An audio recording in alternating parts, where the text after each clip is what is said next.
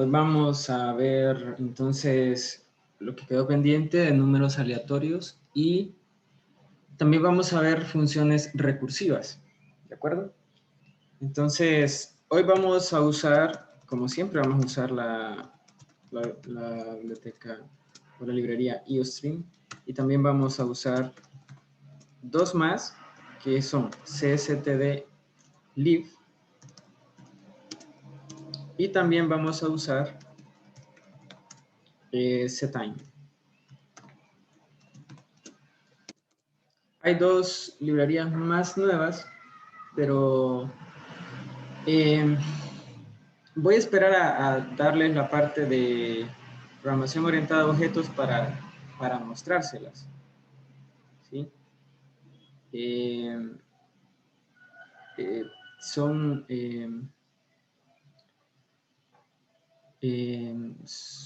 son más actualizadas, pero la forma de usarlas es más usando programación orientada a objetos. Entonces, se la voy a mostrar más adelante, ¿verdad? Ahorita vamos a ver cstdlib y ctime. Esas son. Estas nos van a servir para poder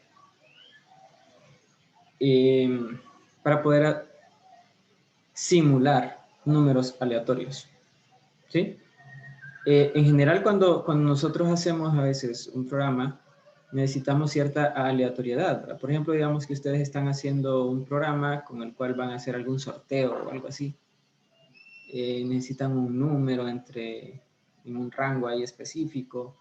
Quieren simular una tirada de dados, qué sé yo, ¿verdad? Quieren hacer algún juego, digamos, piedra, papel o tijeras, se puede hacer fácilmente con números aleatorios. Entonces, esa aleatoriedad la vamos a lograr con cstdlib y ctime. ¿Sí? Bien, entonces, primero vamos a usar algunas funciones de cstdlib. Aquí tienen todas estas funciones, están en esa librería. Pero nosotros vamos a usar ahorita rand y srand. ¿Sí? También tienen algunas, como por ejemplo para convertir esta atof, es para convertir una cadena de caracteres a double. Quizás más adelante la usemos. Igual esta es atoy, que es para convertir a un entero y así, ¿verdad? Son funciones esas. Manejo de memoria dinámica, ¿verdad? ¿Qué más? Bueno, vemos que tenemos aquí valor absoluto, división entera, ¿verdad? Bueno, entonces, pero bueno, nosotros vamos a usar estas dos. Solamente es para mostrarles que siempre es posible extender nuestro conocimiento, ¿verdad?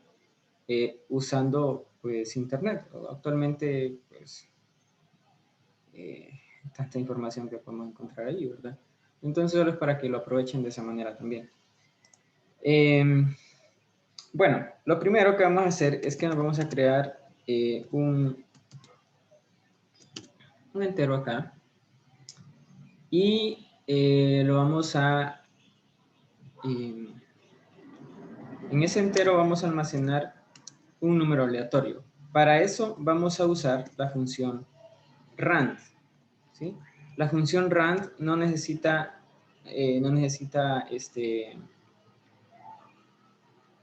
parámetros, no necesita ninguna entrada de parámetros, ¿sí?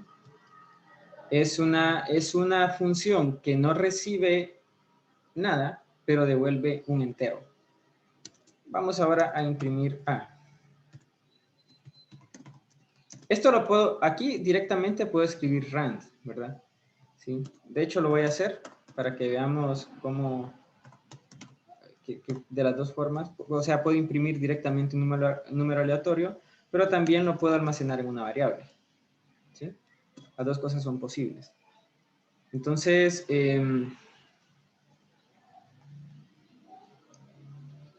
vamos a esperar aquí que Lo ejecute. Ahí está. El primer número que me generó fue 41. ¿Sí? Ese es el que está almacenado en A. Y luego me generó el número 18.467. Ahora, vamos a hacer algo y van a notar, vamos a volver a correr el programa y van a notar algo bien curioso. ¿Qué números me vuelve a generar? 41 y 18.467. Volvámoslo a correr, quizás hubo un error ahí. Pues no. Me vuelve a ejecutar, me vuelve a generar los mismos dos números que supuestamente eran aleatorios, ¿verdad? Eso es porque en realidad los números aleatorios no son en sí aleatorios, sino que son pseudo aleatorios. Entonces hay una lista, ¿verdad? Y dependiendo de algo que le vamos a llamar la semilla, así va a ser, la lista va a ser distinta. Antes de que existieran las computadoras, habían listas de números aleatorios.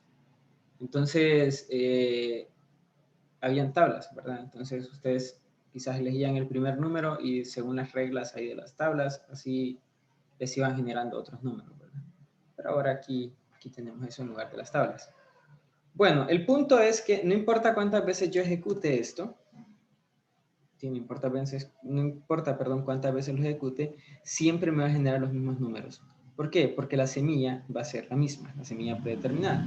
Entonces, vamos a usar también la otra función, la función srand. Le vamos a poner aquí 1. La función srand, ven, cuando yo pongo el cursor encima, ven que no devuelve nada, ¿sí? Es tipo void. Pero sí necesita un entero sin signo y seed significa semilla, ¿verdad? Entonces, a eso le llamamos la semilla, ¿sí? Entonces, dependiendo de esa semilla, la lista va a ser distinta. Bueno, es que como el predeterminado es 1, ¿verdad? Entonces, vamos a cambiarle a 2. ¿Sí? ¿Ven? Me genera primero el 45 y luego 29.216. Entonces, si lo vuelvo a ejecutar, como la semilla siempre la he puesto, antes de generar los números aleatorios, la he puesto en 2, ¿verdad? Entonces los números aleatorios siempre van a ser los mismos. Bien, entonces si yo cambio la semilla, ¿ven? La lista es diferente. Si yo le pongo aquí 10.000, ¿ven? Me genera otros números. ¿Sí? Pero si lo vuelvo a correr, me genera los números. Bueno, entonces lo que tenemos que hacer es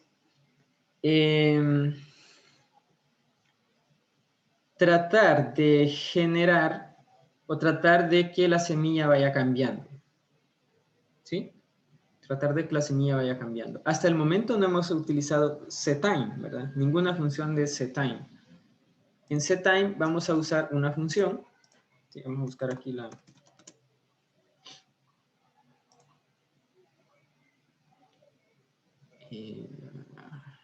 librería setTime. Y vamos a usar esta función, time. ¿Sí? Y esto me devuelve... vamos a ver...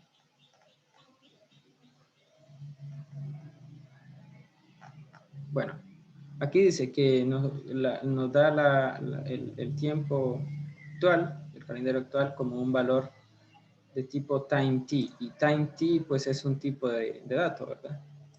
Que se creó, ¿sí? Tipo de dato tiempo. Y es un tipo aritmético, como dice acá, y que puede representar tiempos. Y esos tiempos son los, así como los que retorna la función time, ¿sí? Y por razones históricas, como dice acá, está implementado, generalmente implementado con un valor entero que representa el número de segundos que hay desde las 00 horas de enero 1 de 1970. ¿Sí? Aquí dice, aunque algunas librerías pueden implementar este tipo usando representaciones alternativas, ¿verdad? De tiempo alternativas. Entonces, bien, lo que nosotros vamos a hacer con la función time, ¿sí? Quizás no tienen que recordar todo eso que está ahí. Lo que tienen que recordar es que vamos a escribir aquí la función time con el parámetro 0. Cuando escribimos el parámetro 0, me devuelve la cantidad de segundos que hay desde enero, del 1 de enero de 1970 hasta la fecha, ¿verdad? ¿Sí? Vamos a tratar de imprimir esto. Solo, esto no es necesario, ¿verdad? Solo es para que lo vean.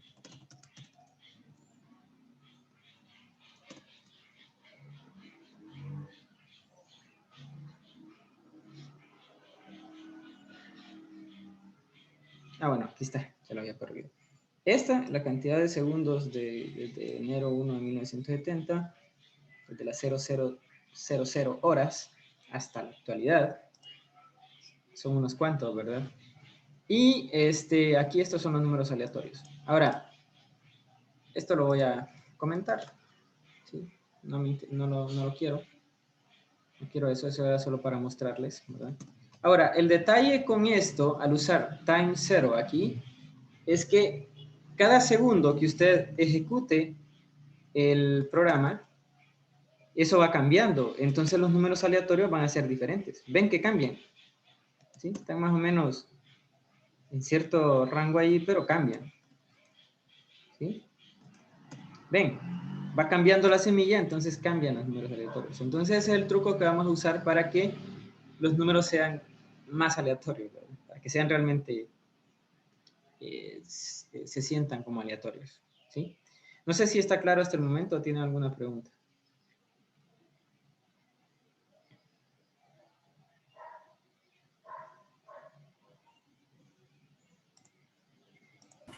Se podría poner desde otra fecha.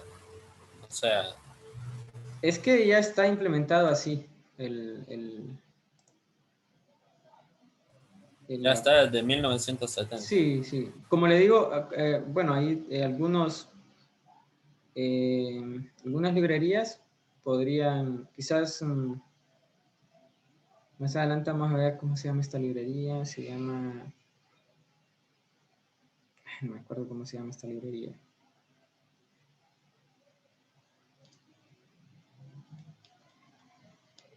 No la recuerdo ahorita cómo se llama. Creo que es Dates. A ver.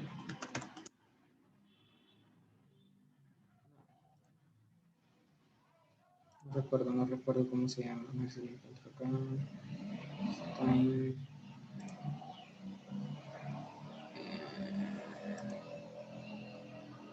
Esto no. Y para el BPL y el examen, ¿qué librerías comúnmente vamos a usar? Digamos, para este No, examen, esta para sección. estas usen las que le estoy enseñando ahorita. CSTDlib y CTime. Más adelante ya recordé cuáles son los que vamos a usar. Vamos a usar esta, Crono, o se la voy a enseñar, Crono y también Random. Que estas son más como...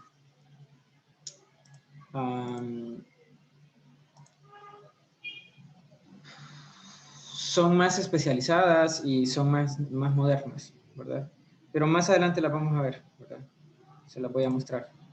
Pero ahorita, y en Crono, pero en Crono también creo que tiene desde la misma fecha, desde enero 1 de 1970.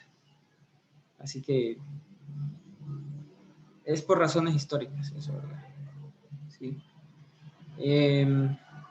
Que se toma desde ahí. Pero lo importante es que nos va cambiando acá en la semilla, cada instante. Cada instante que yo lo ejecuto, cada vez que ejecute el programa, la semilla va a cambiar y los números aquí van a cambiar. ¿Sí? Ahora, quiero mostrarles algo.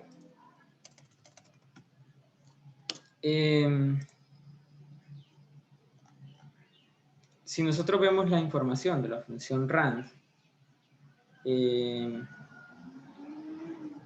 aquí, bueno, aquí, si quieren, ahí lo pueden leer luego ustedes. Sé que está en inglés, pero igual, yo sé que la mayoría de ustedes está en inglés. Y aquí nos dice que de lo que le estaba diciendo, es pseudo aleatorio.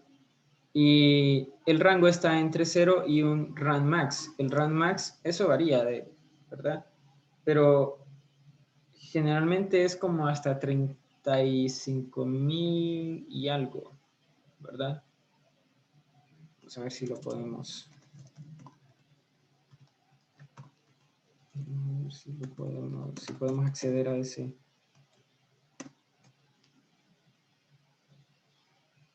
$32,767. Sí, este es el rand max en este compilador. Entonces, los números van a estar entre 0 y 32,767. ¿Sí? Ahora, yo quizás quiero números entre 0 y 10 nada más. ¿Cómo hacemos para que los números me queden entre 0 y 10? Bueno, vamos a usar el módulo, ¿de acuerdo? Una de las características del módulo es que si yo divido entre, vamos a ver, si yo estoy dividiendo cualquier número, ¿sí?, entre 5, el residuo nunca va a ser mayor que 5. De hecho, nunca va a ser 5. El residuo va a ser 0, 1, 2, 3 o 4. ¿De acuerdo? Porque si el residuo fuera 5, es una división exacta. ¿Sí? Si yo digo que 25 entre 5, eso da 4 con residuo 5, eso estaría mal, ¿verdad? Porque yo sé que 25 entre 5 es 5 y residuo 0. No tiene sentido que el residuo sea 5, ¿lo ven? Entonces, siempre al hacer una división, el residuo va a ser un número menos que el número que yo estoy dividiendo. O el residuo va a estar entre...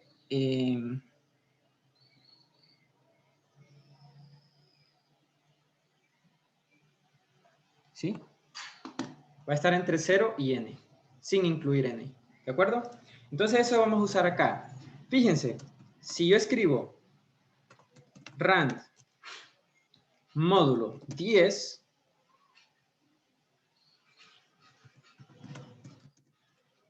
¿qué va a pasar? ¿Cuál va a ser el máximo número que me va a generar aquí?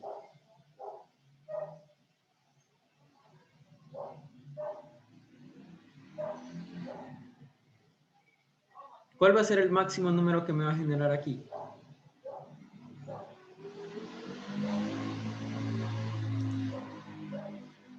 A ver.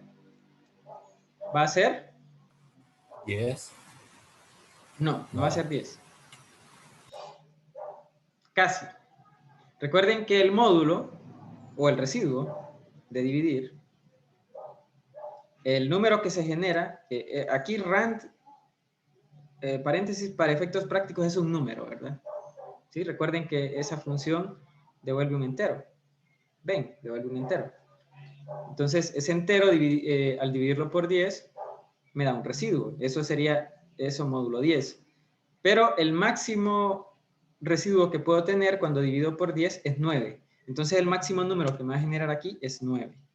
¿Sí? Ahí me genera un 2, luego un 8, un 5, un 5, otro 5, un 6, un 6, un 6, un 7. Ah, es que Eso es aleatorio, entonces. sí, es que lo que pasa es que como lo estoy haciendo muy rápido,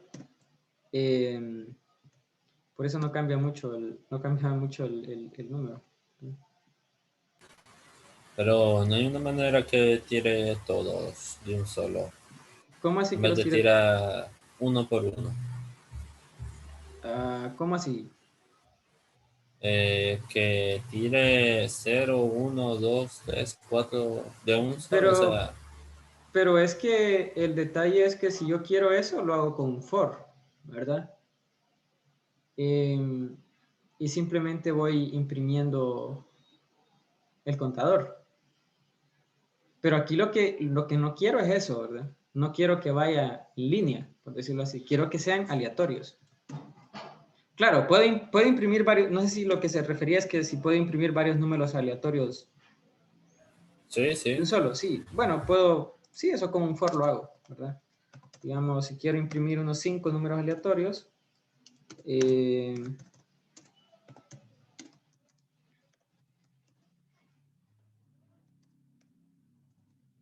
¿sí? Entonces, ahí me imprimió 2, 9, 6, 5 y 8. ¿Sí? Imprimí 5, ¿verdad? Si vuelvo a ejecutarlo, me imprime 6, 7, 8, 1, 9. ¿Ven? Diferentes. Y sí, sí. el, el máximo número que me va a generar es el 9. ¿Sí? Ahora, si yo quiero números entre 0 y 10, entonces tengo que escribir 11 acá, porque ahora sí, el máximo residuo que puedo tener al dividir por 11 es 10. Ahora sí hay posibilidad de que me genere un 10. Ahí está, hay un 10 ahí. Aquí hay 2 10. Aquí no hay ni uno. Pero el máximo que me va a generar es 10. El máximo número que me va a generar es 10. ¿Sí? Hasta ahorita no me generó ningún 10 nuevamente. Ahí hay uno, ¿sí? Pero el máximo es 10. Ahora, ¿qué pasa si yo quiero números entre 25 y 37, digamos? Fíjense bien. 25 y 37.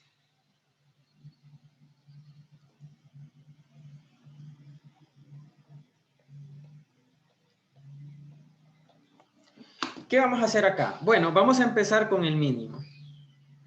¿Sí? Vamos a empezar con el mínimo. Entonces, si yo quiero números entre 25 y 37, vamos a escribir aquí números entre 25 y 37.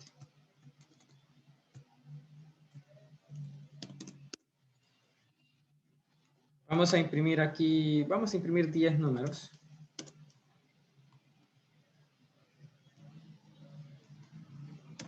Al igual que 10. No son necesarios los llaves acá, ¿verdad? Pero, bueno. Entonces, vamos a usar la función rand. Y ahora, antes de escribir módulo quién, vamos a escribir el mínimo valor, ¿sí? El mínimo valor que queremos es 25. Entonces, eso es lo más fácil, ¿verdad? Si el mínimo es 25, entonces, como el mínimo valor que imprime, que me genera rand es 0, si a 0 yo le sumo 25, entonces siempre el mínimo número va a ser 25, porque el mínimo número que me genera rand es 0, ¿de acuerdo? Entonces 0 más 25 es 25. Ahora, lo que falta aquí es ver módulo quién. ¿Sí? Entonces, aquí tenemos que observar algo, ¿verdad? Son de 25 a 37. Para llegar a 37 yo necesito 12 números, ¿verdad? ¿Sí? Entonces, yo quiero que el máximo número que me genere sea 12. Porque si me genera 12, ¿sí? Si me genera 12, 12 más 25 es 37, que es el máximo que yo quiero, ¿verdad? Entonces, para que el máximo número que me genere sea 12, yo voy a escribir aquí 13. ¿Lo ven? Entonces, cuando yo ejecuto esto, hay un problema.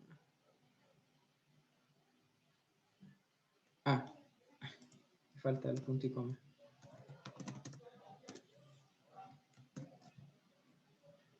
Bien, 37, 34, 29, 31, 30, 36, 29, 37. ¿Ven? No, baja de 25 ni pasa de 37. ¿Se entiende esto, jóvenes? Sí. Entonces, siempre aquí le vamos a sumar el mínimo número y luego, dependiendo de cuántos faltan para llegar al máximo, así le vamos a escribir aquí, vamos a escoger acá el módulo quién. ¿Sí? Entonces, con eso creo que están preparados para cualquier rango. ¿Sí? Cualquier rango. No sé si hay alguna pregunta antes de pasar al siguiente tema, que son las funciones recursivas.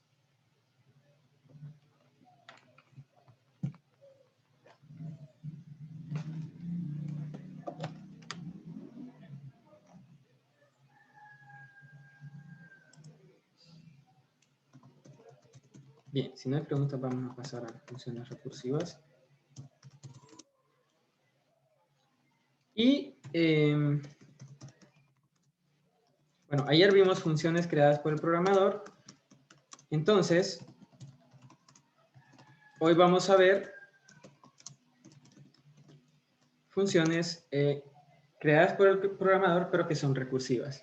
Bien, no sé si ustedes ya llevaron cálculo. Si no, pues les voy a mostrar algo aquí.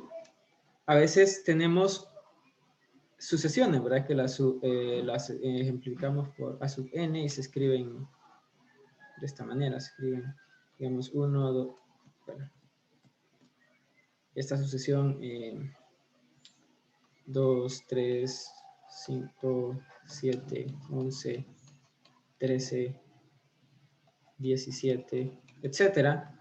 ¿Qué sucesión sería esa? La de números primos, ¿verdad? Números primos. Bien, pero a menudo aparecen algunas cosas como esta. Digamos, yo tengo que a sub 0 es 1, digamos. Lo voy a cambiar a otro, voy a hacer 2. Y luego que a sub n es igual a 3 por a sub n menos 1 más 2, digamos, algo así. ¿Qué significa esto?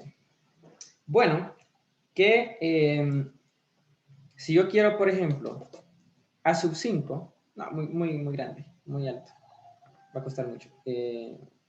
A sub 3. Bueno, si yo quiero a sub 3, voy a tener que esto es igual a 3 por a sub 2 más 2. El detalle acá es que no puedo calcular a sub 3, porque a sub 3 depende del anterior, del término anterior, ¿sí? Y si después de eso tengo que calcular entonces a sub 2, pero a sub 2 es igual a sub 1 más, perdón, 3 por a sub 1 más 2, perdón. No puedo calcular a sub 2, pero porque depende del anterior. Y a sub 1 tampoco lo puedo calcular porque depende del... Ah, no, a sub 1 sí.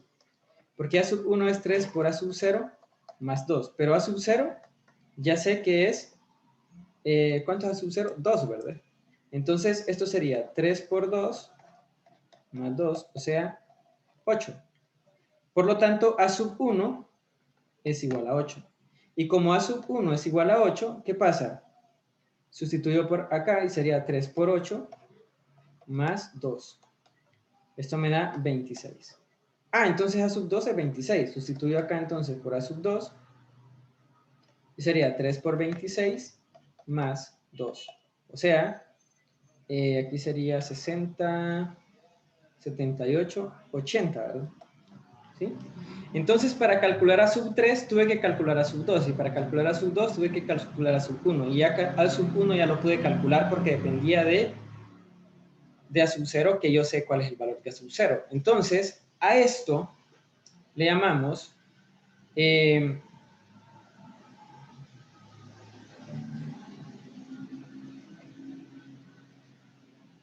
no recuerdo cómo le llamamos, pero es el paso inicial, ¿verdad? A esto le llamamos paso recursivo, al menos en programación. ¿Sí? Se me fue el nombre de esto. Pero es a donde tenemos que llegar, ¿verdad? ¿Sí? Y siempre una función recursiva se va a componer de esas dos partes, ¿sí? Un caso inicial, por decirlo así, y un paso recursivo, ¿sí? Bien, ahora vamos a programar esta función. En C++, y bueno, en programación, las funciones recursivas van a ser funciones que se llaman a sí mismas. Y para hacer funciones recursivas,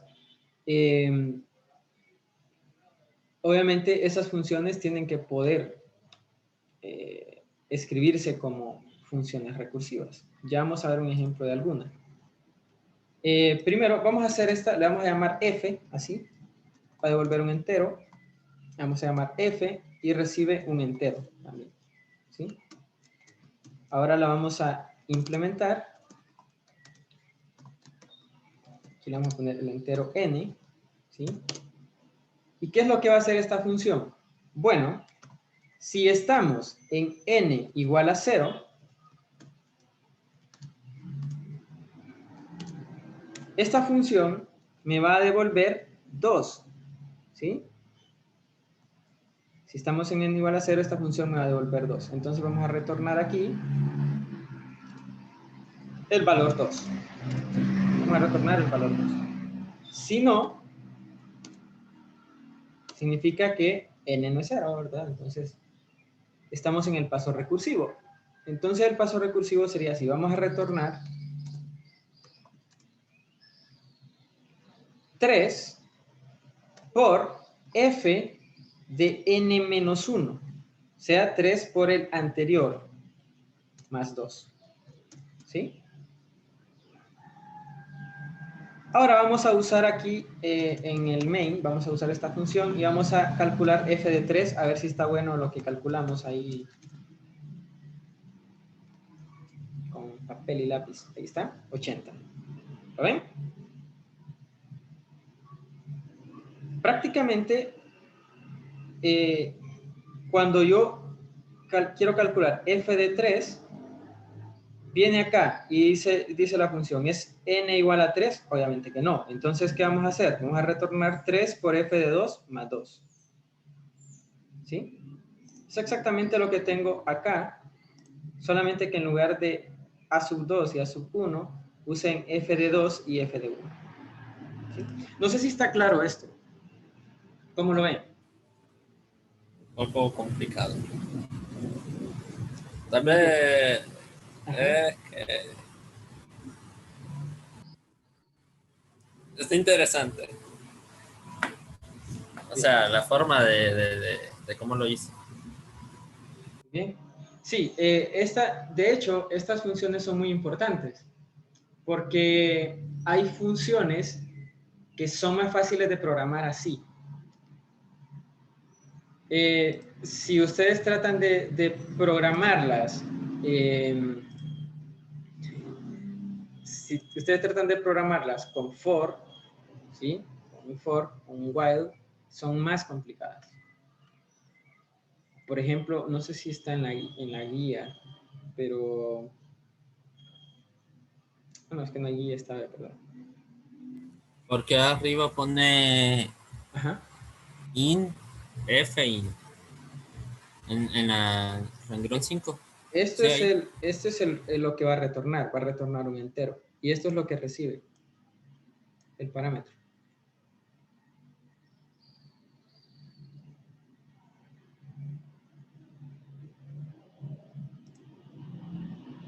¿Sí?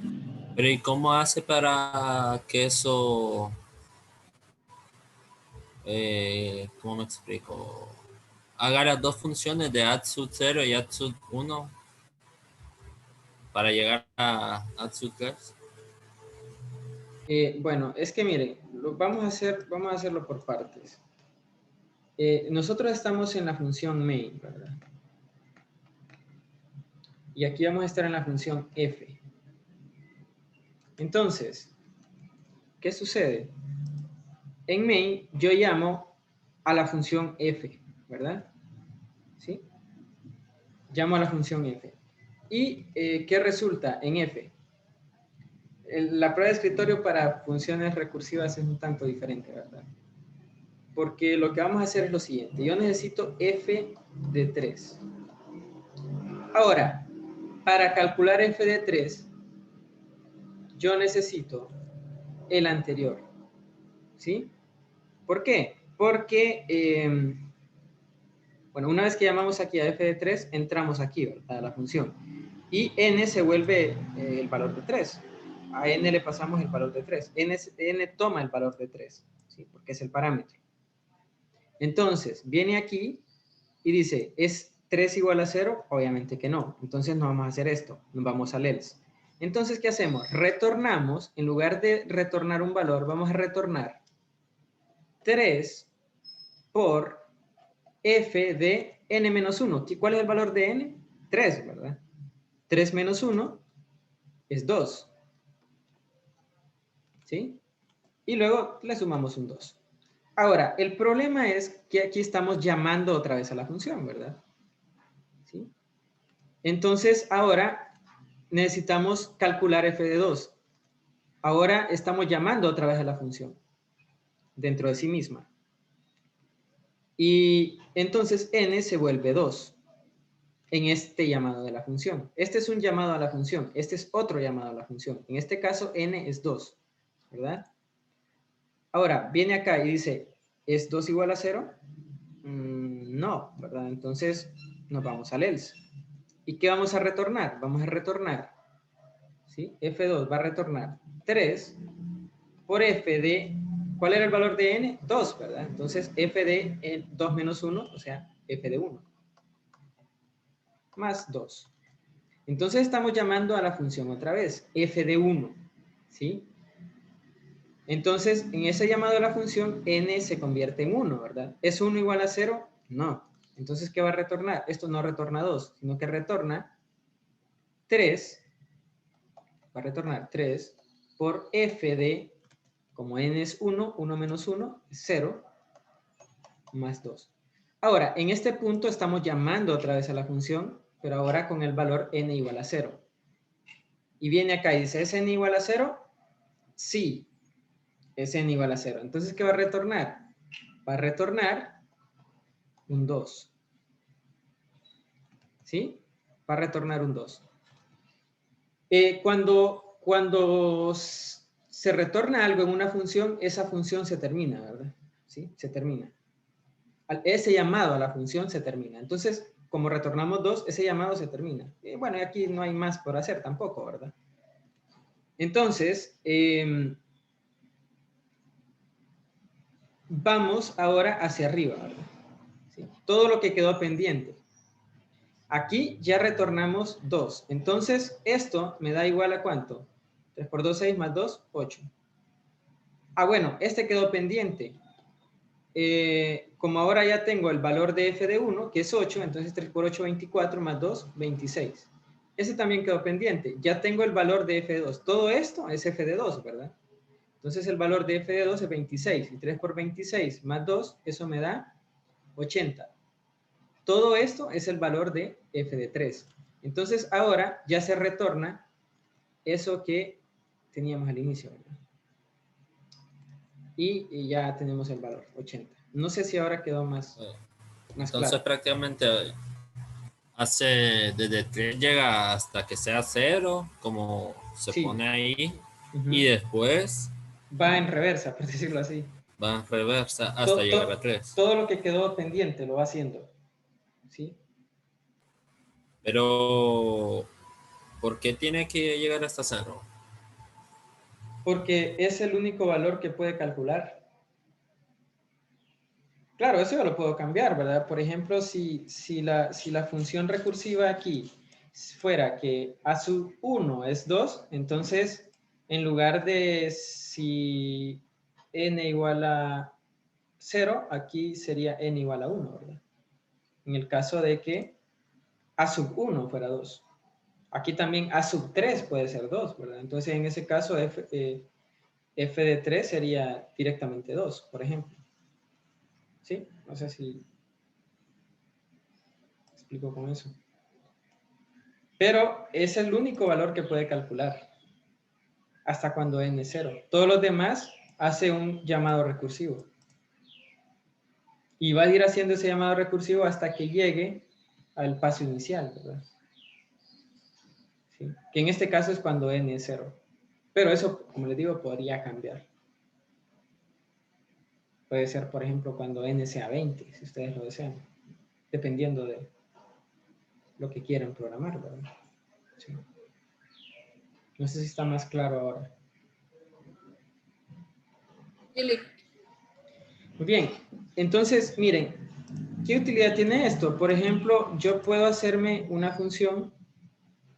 ¿Recuerdan el factorial? Ustedes ya programaron el factorial, pero lo vamos a hacer de manera recursiva. Es fácil programarlo de manera iterativa, se llama. Cuando usamos un while o un for, se llama de forma iterativa. Pero ahorita lo vamos a hacer de manera recursiva. ¿Por qué? Porque yo sé que n factorial es lo mismo que n por n menos 1 factorial. Entonces, este paso recursivo de acá, me da pie a que yo pueda usar una función recursiva. ¿Sí? Por ejemplo, 8 factorial es lo mismo que 8 por 7 factorial. ¿Sí? Porque 7 factorial es 7 por 6 por 5 por 4 por 3 por 2 por 1. Ajá, si a eso le multiplico 8, es 8 factorial. Entonces, lo que vamos a hacer es lo siguiente. Cuando n sea 1, si n es 1, entonces vamos a retornar 1, porque el factorial de 1 es 1. O es más, podemos hacer esto para que sea más general. Cuando n sea 0, vamos a retornar 1, porque recordemos que por definición el factorial de 0 es 1, ¿verdad? Cuando n sea 0, entonces vamos a retornar 1. Y cuando n sea distinto de 0, o mayor que 0, vamos a retornar n, el valor de n, por f de n menos 1. O sea, vamos a ir multiplicando n por el anterior, ¿verdad? Entonces, fíjense bien, si yo quiero calcular 3 factorial, como n es 3, ¿verdad? ¿Sí? Como n es 3, entonces, bueno, voy a usar aquí f de 3, pues, f de 3. Como n es 3, no es 0, entonces, ¿qué voy a calcular? Voy a calcular 3 por f del anterior. Y como n 2 no es 0, entonces, ¿qué voy a calcular? 2 por f del anterior, que es 1. Y como 1 no es 0, ¿qué voy a calcular? 1 por f de 0. Ahora, f de 0, esto ya es 1, ¿verdad? Por lo tanto, todo esto me da 1.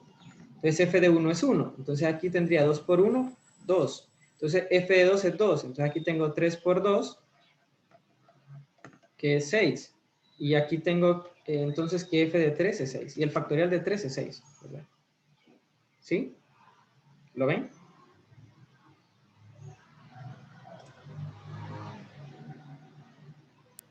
Sí. Muy bien, entonces vamos a crearnos aquí la función factorial que va a devolver un entero y va a recibir un entero. ¿Sí? Vamos a implementar aquí la función. Recibir n. Entonces, el caso base, ¿sí? El caso base es cuando n es 0, ¿verdad? Entonces, siempre tiene que ir ese caso base. Si no hay un caso base, la función no va a terminar, ¿verdad? Nunca. Entonces, si n es igual a 0, ¿qué devolvemos? ¿Qué retornamos? Retornamos 1, porque factorial de 0 es 1. Si no, ¿qué vamos a retornar? Vamos a retornar el valor actual de n por f del anterior. F de n menos 1. Entonces, si, por ejemplo, si yo calculo acá el factorial de 5, eso me tiene que dar 120, ¿verdad? Factorial de 5.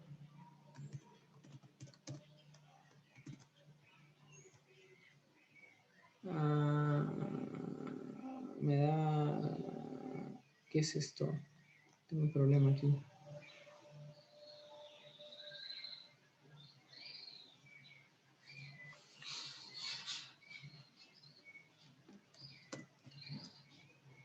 Me da 1210.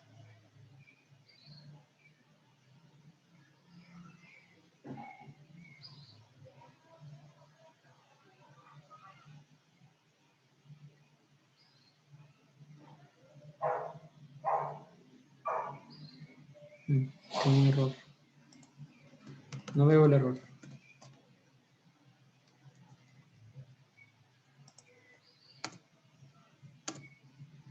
¿De dónde sale ese 1?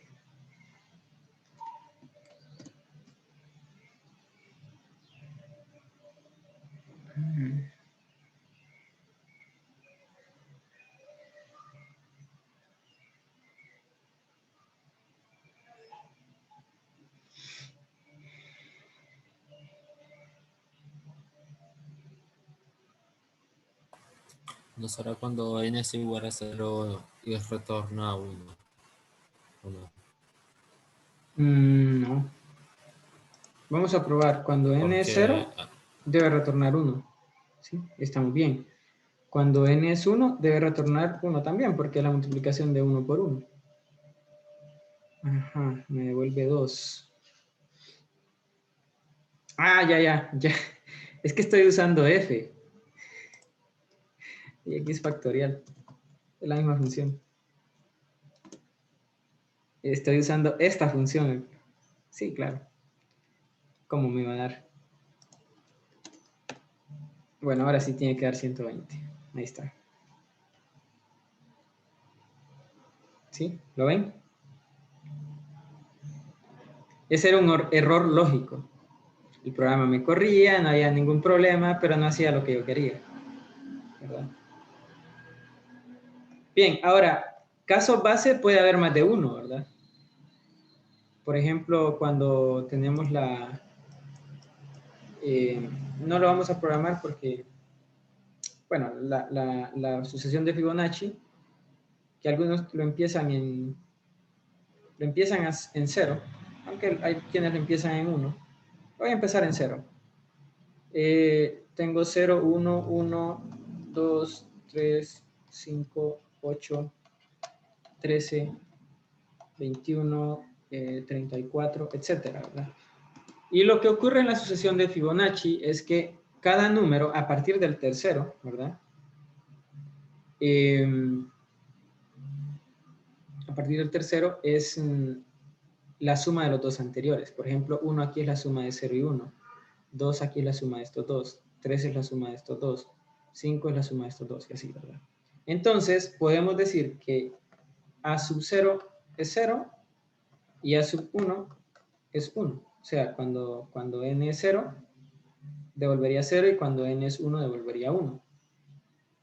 Estos serían los casos base, tengo dos, ¿verdad? Y el paso recursivo sería que A sub n sería A sub n menos 1 más A sub n menos 2. O sea, el anterior más el anterior del anterior, ¿sí?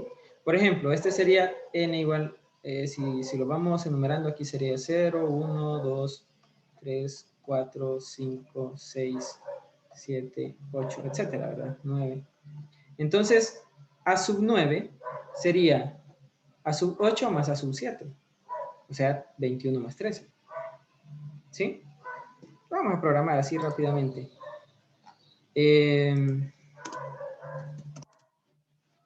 Va a ser Fibonacci, va a recibir un entero.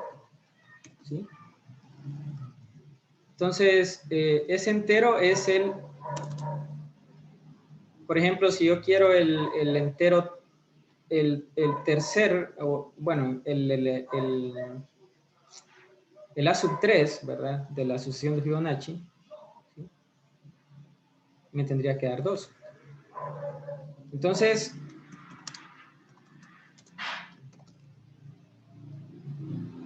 vamos a escribirlo así. If n igual a 0, ¿qué vamos a retornar? Vamos a retornar 0. Si no, ¿sí? Si n es igual a 1, ¿qué vamos a retornar? Retornar 1. Y si no se cumple eso, entonces vamos a tener el paso recursivo, que sería, esperen aquí, faltó n. Sería f sub n menos 1 más f sub n menos 2. ¿Sí? No debería ser fit. Ah, sí, otra vez estoy cometiendo el mismo error, ¿verdad? Sí, aquí sería fit. Gracias por fijarse en eso. Entonces, digamos que yo quiero el 7. Me tiene que dar 13. ¿Sí? Fib de 7 me tiene que dar 13. Vamos a ver.